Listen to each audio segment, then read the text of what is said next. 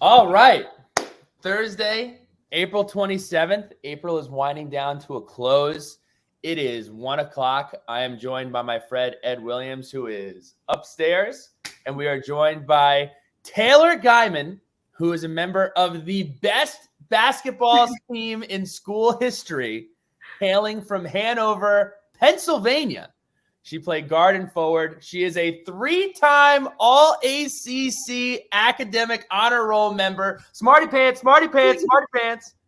And she bounced back from multiple injuries in a great story of perseverance, playing in 31 games this season on the road to the school's first ever Final Four and the best basketball team in school history. Taylor Geiman, how are you doing today? I'm good. How are you? I am fantastic. Quite an aggressive introduction, so I do apologize. You can keep saying that we're the best team in school history. It's okay. I will continue. I will continue to say that. He's never going to stop. I'm never going to stop. It sounds amazing. So I first wanted to ask you about the team banquet. We saw the videos. We saw the pictures. The reception looked amazing. The University Club is an awesome place. I just wanted to kind of learn a little bit more about that from you. How was it? And just tell us a little bit about it. Yeah, it was awesome. This is the first year that we've done like a banquet at the end of the season.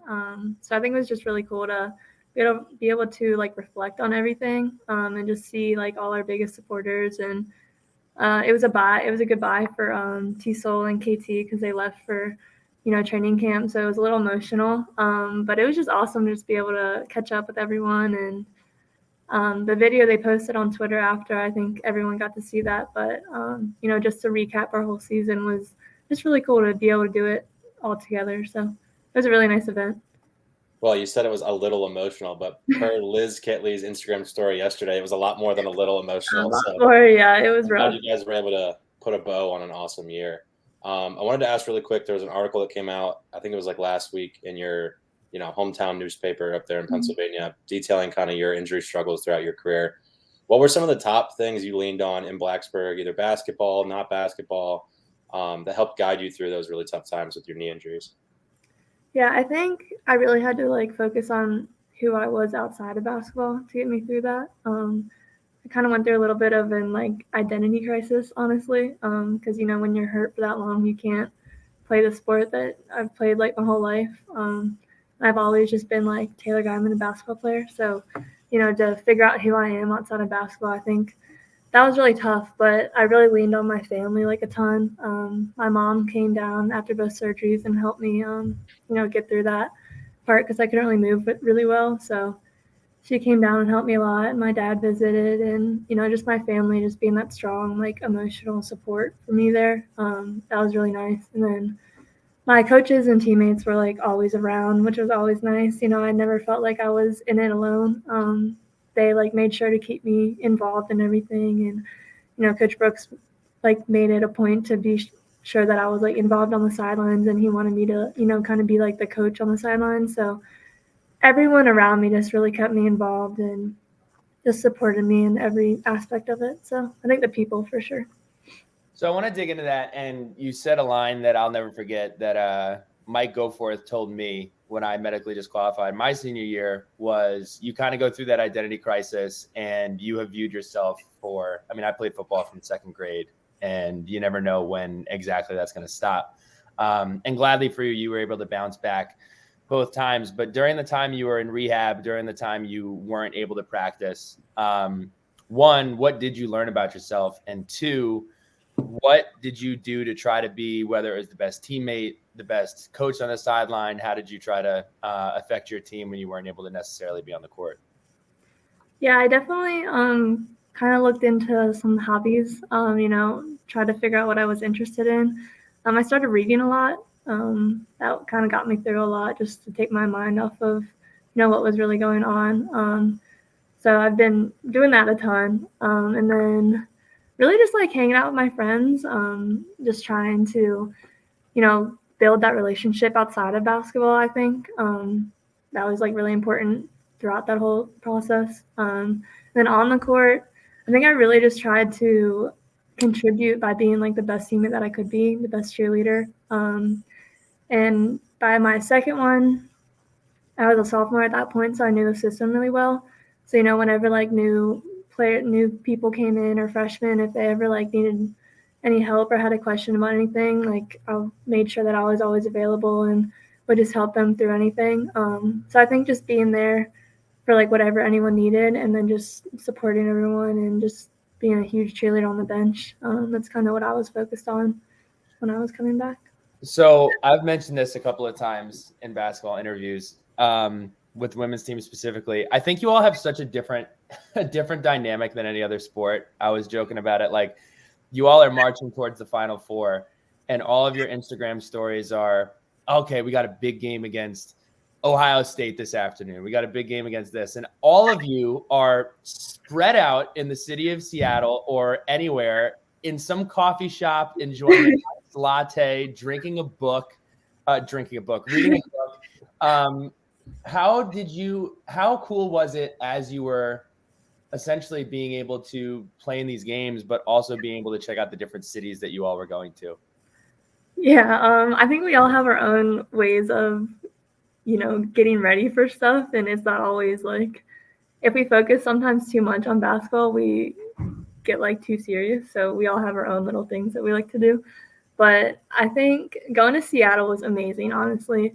Like, we were staying in a hotel right in Seattle, so we got to walk around and actually explore, which we don't normally get to do, just because when we go somewhere, it's like we're there for a day and then we play. Like, we don't really have any free time. So I think being in Seattle was really, really cool. We got to see the Space Needle, which was really cool. And I don't think really any of us had ever been to Seattle before. I think T-Sol had, but I don't think anyone else had. So I think just like being able to see that was really cool. And then Dallas was also really cool, but for a different reason. Like, in Dallas, we weren't really anywhere walkable, so we didn't really get to go anywhere ourselves. But the NCAA had so many different things that we got to do through them that was just like a once in a lifetime experience. So that they were both really, really excited and really cool for different reasons. But getting to be able to see Seattle was really cool. Yeah, it's awesome. You guys were there for a couple of days and got to see the city. Dallas is sick. I will say you need to go back and spend some more time there. But yeah, I want to for sure. When you were weighing your options whether or not to return next year or kick off the next phase of your life, what went into that decision, and how did you come to the decision you ultimately did, which was to forego your next year and start your career? Yeah, that was definitely one of the toughest decisions I've had to make, because I knew what I had here was amazing, and I knew that walking away from it would be really hard. I mean, obviously basketball, like I said earlier, has been part of my life since I've been born. So walking away from that chapter was really tough. And then being here for 4 years, I knew at that point that Liz and Kayla were coming back. So I think knowing that they were going to be here still, and G and just everyone, and knowing that I wouldn't be, I think that was like a really hard pill to swallow. But so my opportunity that I got, like, to start my career, I don't know if you want me to like go into detail about that, but we definitely do. We asked Liz and Jordan to tell us a little bit about your job, and she said you need to ask about her job because I don't understand it and it's really interesting. So yes, please do. I'll tell you about that, and then I'll go more into my decision. But so the company is called Protected, and the last ED in the name is a 3D. And they 3D print like braces and pads for athletes based on like their specific anatomy. So it's like made specifically for the athlete. It's a lot of people don't really understand it. But if you watch the Celtics play, Jaylen Brown, he wears this black face mask. The company I'm going to work for made that. So like that's what they do. Wow. You're talking to a Celtics fan. That's super duper cool. When did you identify this was a well, let's finish with your decision, and then we'll dive into that because I could talk about that all day. Yeah, so it was a really hard decision. Obviously I was actually in a program. I was in an accelerated master's program. So I was taking classes this year that would count towards my undergrad and my master's. I was fully planning on, taking my 5th year, getting my master's. And then this opportunity just kind of honestly fell into my lap. The company is run by 3 former Duke football players that were also engineers. So they just, love the athlete engineer combo. And they just came to me. Well, I actually went to them looking for an internship in the summer and like just looking for opportunities because I didn't really know if I needed my master's. So I was trying to get people's opinions like in the field to see if how much my master's would help me because I knew it would be a ton of work to try and get my master's on top of playing basketball. I honestly didn't know if I was going to be able to do it all. So I was just kind of trying to see if like I really needed my master's. And then actually a family friend from my hometown is an engineer in Durham, North Carolina, which is where the company is based out of. I was talking to him about like his opinion on my master's and everything, and he gave me the name of the company, and he was like, I think like you might be really interested in this. So I did some research and I was really interested. I just reached out and I was like, one, do you have any like opportunities, maybe like internships over the summer? And two, like, what do you think about me getting my master's and stuff? And it turned out we had a really good first meeting, and they were like, would you want like a job? Like, would you want to start next year? Honestly, like in our field, a master's is kind of equivalent to experience. So like if you get experience, then you'll be set pretty much. And if you really decide you want to go back to get your master's like in the future, a lot of companies will pay for that. So I was like, oh, okay. Like I was not prepared for that at all, fully prepared to come back. So when I kind of had that opportunity open up, I was like, okay, I really need to like sit down and figure out what's best for me. Like in my situation, I knew the ball was going to stop like bouncing eventually. So to come back for one more year just for basketball and to like pass up that amazing opportunity, I just felt like I couldn't do that. I mean, it was obviously like a super hard decision. I had a lot of talks with Coach Brooks and my family, and we just kind of decided that it was the best for me at this point to, move on and start my career. So, You mean to tell me that a company was interested in hiring somebody that was all ACC academic 3 years in a row? They were going to do that, and this wasn't in. And there's no offense to anybody in this major, but it wasn't 3-time all ACC academic in underwater basket weaving. This was in biomedical engineering. Yes.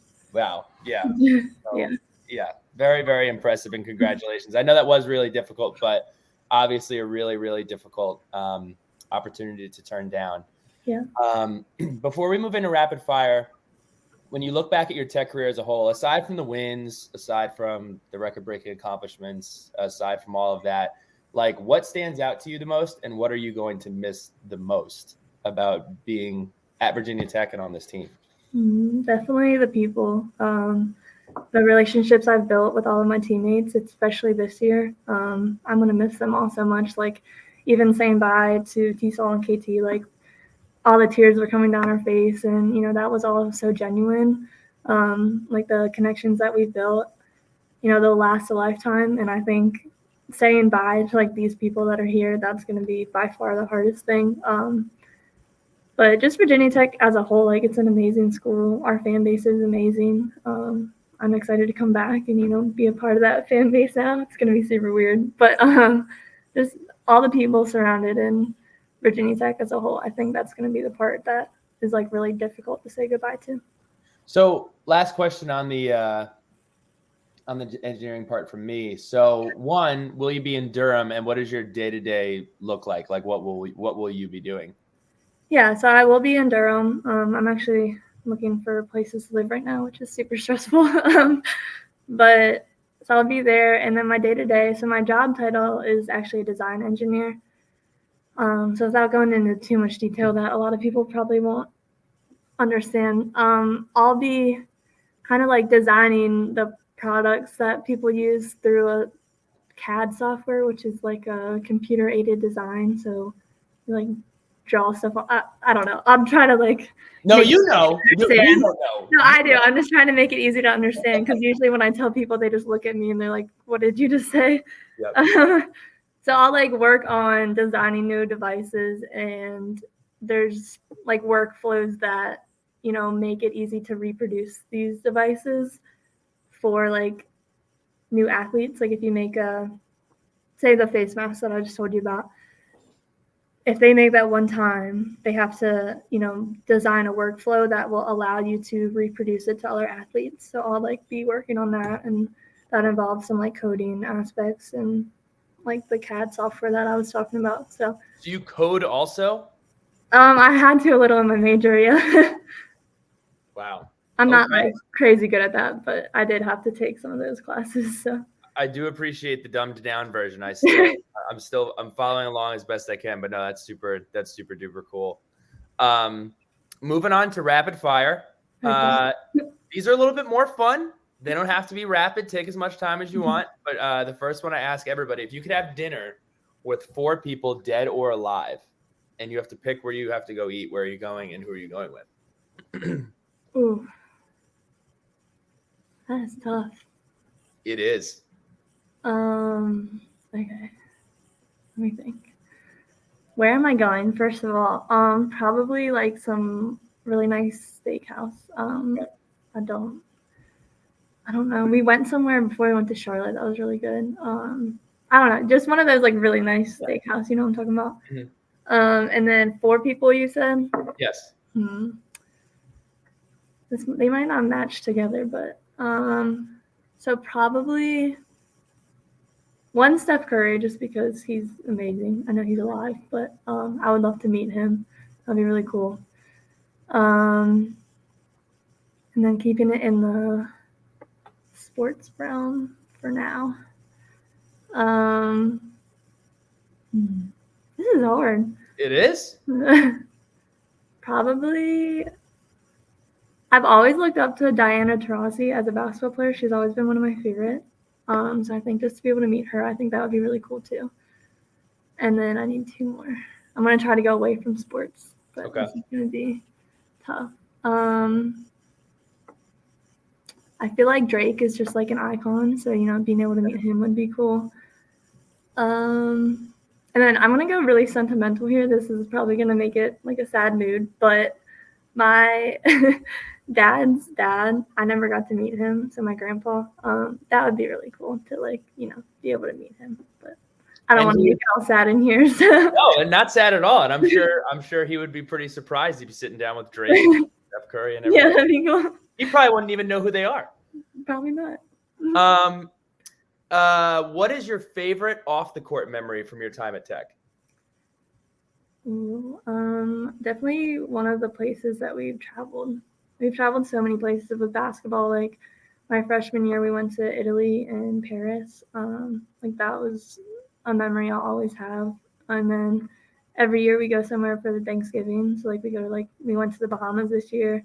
Mm-hmm. We've been to Puerto Rico twice. So I think just those, like being able to travel the world while also like being with my teammates and playing basketball.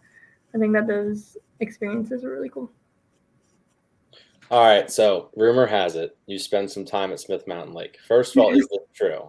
Yes, I do. My parents have a house there. Okay, cool. Me too. Second part of this, favorite thing to do on the lake or favorite place to go eat on the lake? Ooh. Okay, so our house is like in the back corner of a cove, so you can't really like swim off of our dock.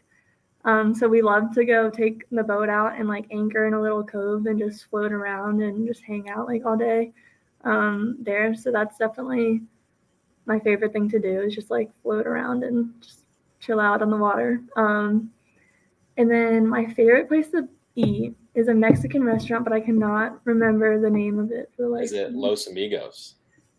That sounds familiar. Or is it at the bridge?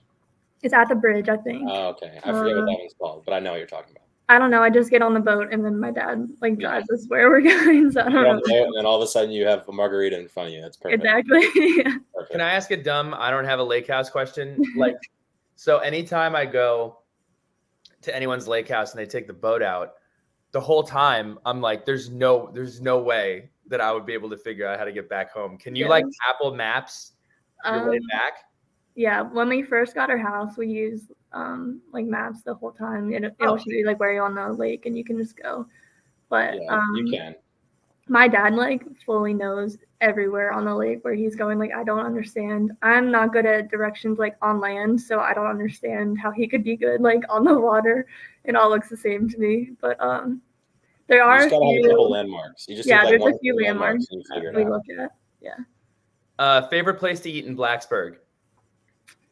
I'm gonna have to say Elrod's. We go there probably once a week. Honestly, we go all the Elrod's time gets with so Chloe much and love.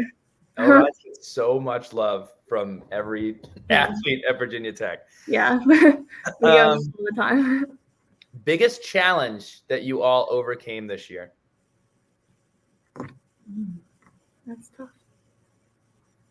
Biggest challenge. I want to say probably just like, I don't know if this is like the biggest challenge, but this is what I thought of. Probably just like overcoming all of the like doubt and like the hate from outside. We got a lot of that. So I think just staying together and, being confident in ourselves, I think that helped. It honestly ended up helping us a lot because it brought us closer together. But I think we could have reacted a different way from it. But I think the way that we did react, I think it made us stronger and helped us on our run in the NCAA tournament. So. Favorite locker room celebration? Definitely when we spray water on Coach Brooks. We did that a lot at the end of the season. And then when he walks in and like he refuses to like fully gritty, so he'll like do like a very slow version of it, but it's so funny.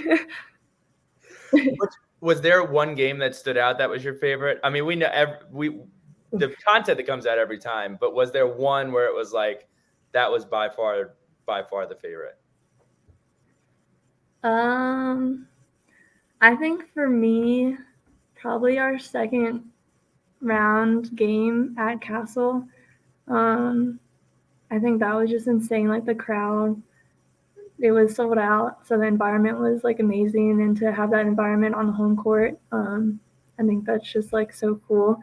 And like when the fans started a cappella singing Enter Sandman, I literally got chills. Like it was a really cool experience. I mean, they were all really cool games, but I think that one really stands out to me. Most underrated establishment or thing to do in Blacksburg? Underrated.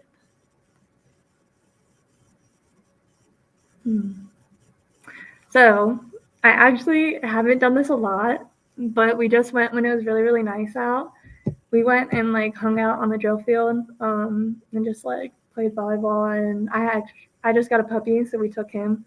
And that actually was so much fun. I wish I would have been doing that for the past 4 years, but I think that it's just a really pretty spot on campus, and there's a lot of stuff, like a lot of people go and hang out there. So I don't know if that's what you mean by like establishment. No, I think that's what I thought of.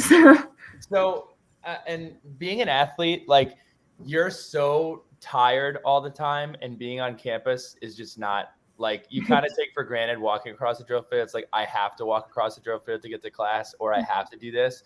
When in reality, if you just like stop and look around, you're like, wow, this place is freaking awesome, and you can do all sorts of awesome stuff. So that's awesome that you get the opportunity to do that for the last couple of weeks you're on campus. When we interviewed Taylor and Kayla, Taylor was talking about how she was getting lost on campus because she was never was on campus before. So I'm not sure how you get lost in Blacksburg on campus, but I feel like my freshman year I definitely did. I think it took me a little bit, but they also took that interview from a park bench in front of Tots, so that was an interesting situation altogether.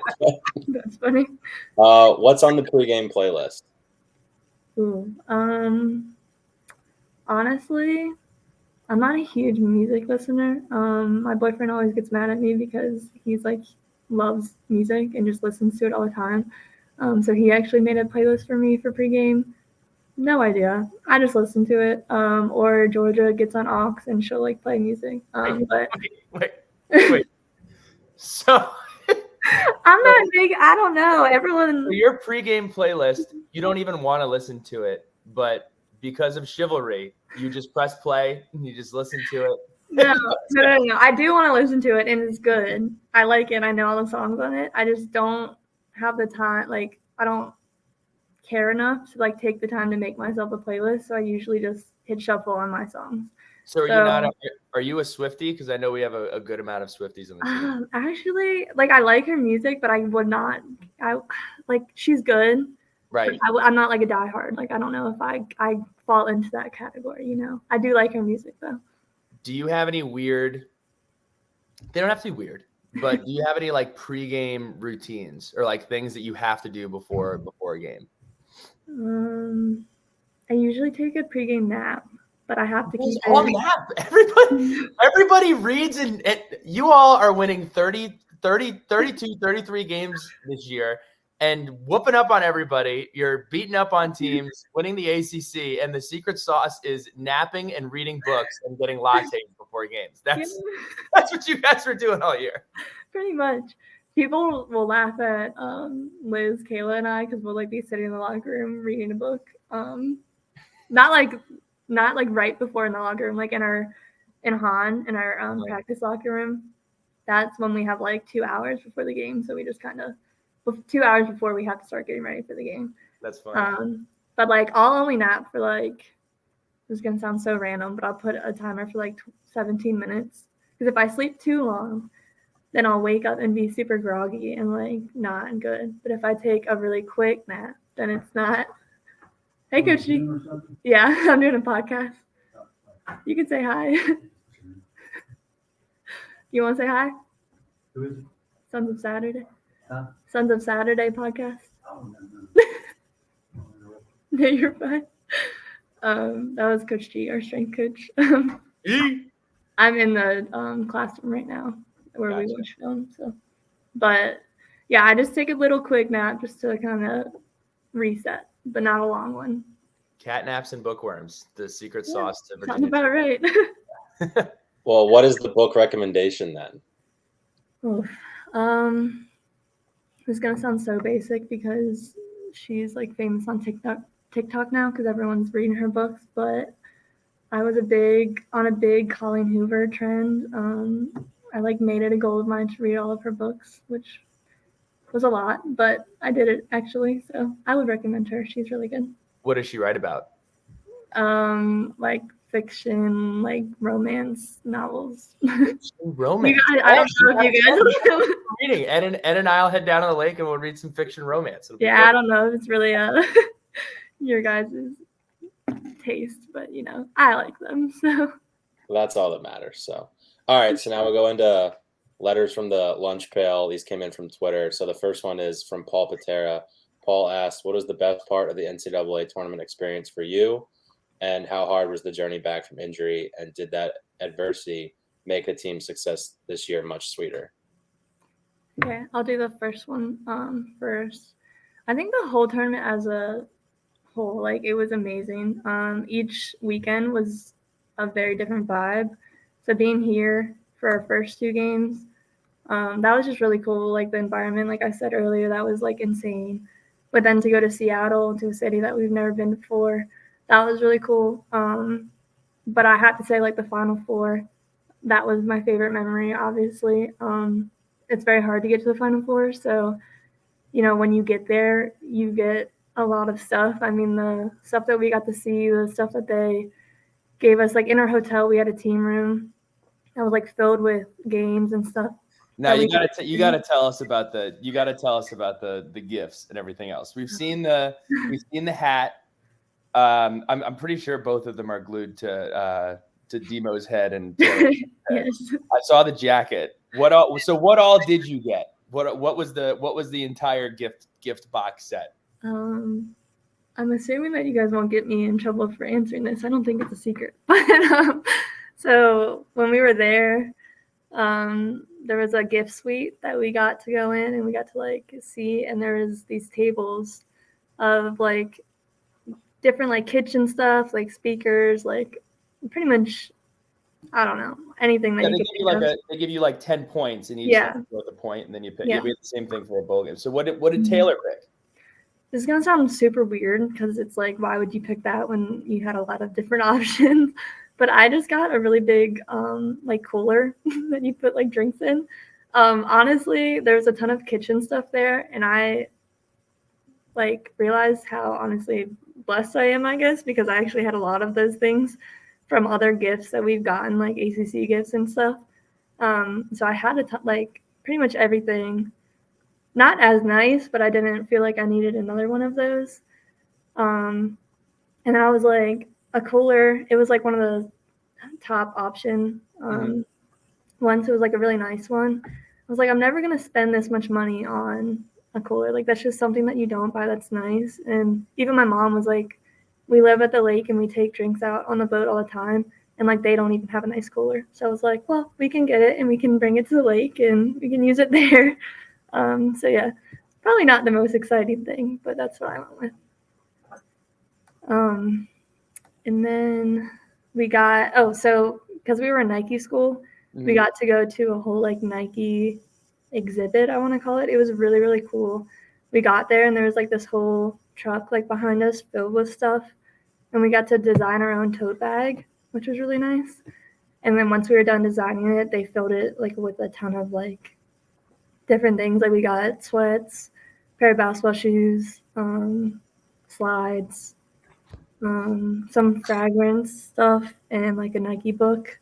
It was really cool, but that was a really cool experience. And then I think we got like we got one other Nike bag filled with stuff from the tournament. Ed, we got to go to the Final Four. No, it's like literally, when I tell you, I didn't think that all of our stuff would be able to fit on the plane on the ride back. Like, I thought they were going to have to bus it back for us. Like, it was insane, the amount of stuff that we got. But, yeah, that was just an unreal experience. So, definitely that for sure. And then the second part of the question, how hard was the journey back from injury, and did adversity make the team's success in your final season any sweeter? The journey back from injury was definitely really difficult.